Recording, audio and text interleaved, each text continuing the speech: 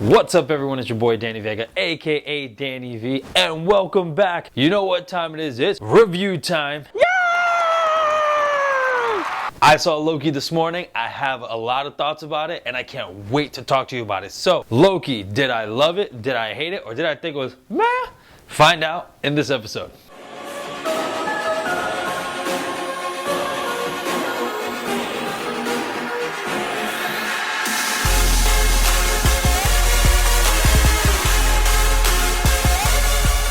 And before we start this video, don't forget to like, subscribe, and hit that little bell button for more future videos. All right, guys, you know the drill. This is gonna have some spoilers in it. So here's your chance now. You got 3 seconds to dip out in 3, 2, 1.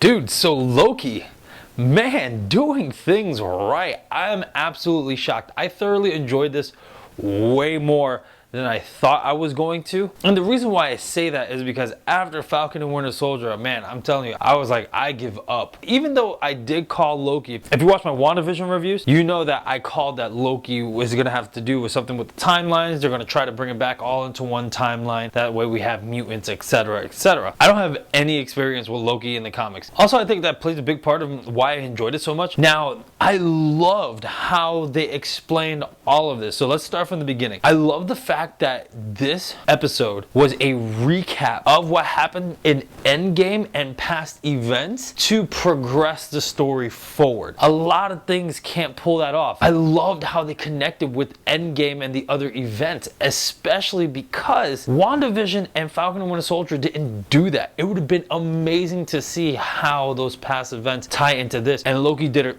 boom, right off the bat, and I thought it was incredible. And then on top of that, when he's in jail and they're like, well, are you guilty? He's like, the Avengers are guilty. I know they traveled back to the past. He's like, I know the smell of God damn, I can't even say it. I know when I smell 2 Tony Starks because of his cologne, which I thought was absolutely hilarious. I thought it was brilliant that in this episode they explained the timeline of how they used to be multiverses, but now it's just all one universe, and you know, hinting how it may tie into the multiverse of madness for Doctor Strange, especially because Loki doesn't like the idea of fact of destiny, like he's fighting destiny. And I feel like that in my personal life, so I was like, yeah! I like the fact that they were campy with Loki because in Norse mythology is that he's a jokester, he's mischievous. So I love that it was really, really campy, especially that his last name is Lafferson. I died. I'm telling you, I was like, are we for real right now? I was like, Lafferson? Loki Lafferson. I can't stop laughing because of it. Speaking of campiness, the kablooey candy. I love that reference to the 90s candy, kablooey candy, when it made your mouth blue. And I was like, oh shit, would you look at that? We talk about little Easter eggs, in which this episode had a few of them. The Easter eggs that I caught, obviously because I don't have too many references to Loki in the comic, the references I got was pretty cool. Yeah, if you look at the end where he watches his whole tape and then it plays back, if you pause it, it says Loki Lafferson, but it says Earth 616. Now to me, I'm kind of confused on that because the MCU is supposed to be Earth 1999, but it says Earth 616 for Loki. I guess, I don't know if that's a throwback to Spider-Man Far From Home when Mysterio was talking about Earth 616, or is just an homage, or even just the timeline that we saw was Earth 616. I have no idea.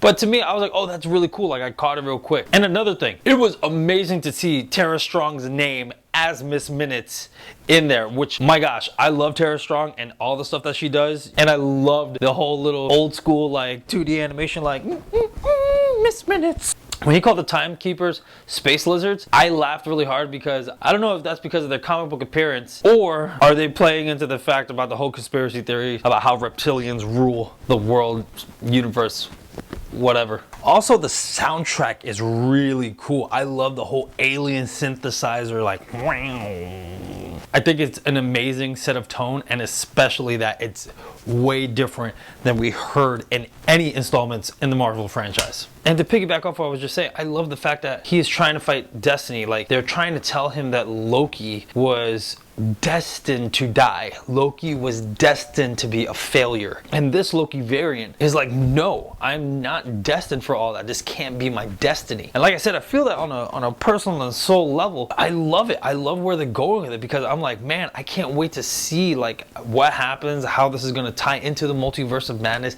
Tom Hiddleston's performance is absolutely absolutely incredible. And yeah, I'm digging it, man. I'm really digging it. Owen Wilson, I'm heavily disappointed in for one reason and one reason only. We did not get a wow in this entire episode.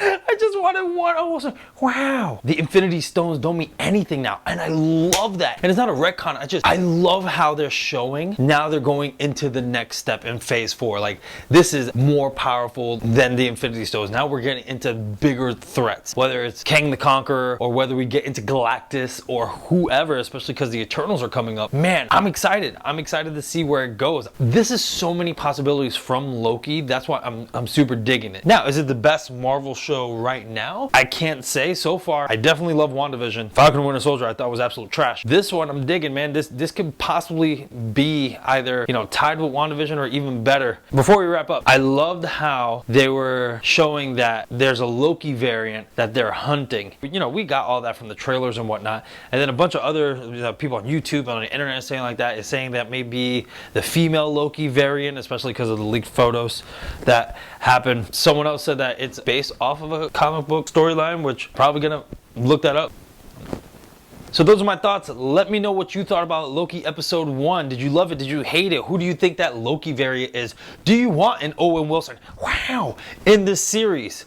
Comment below and let me know. And as always, if you love this episode, don't forget to like, subscribe, and hit that little bell button for more future videos. I love you. Be safe. Talk to you soon.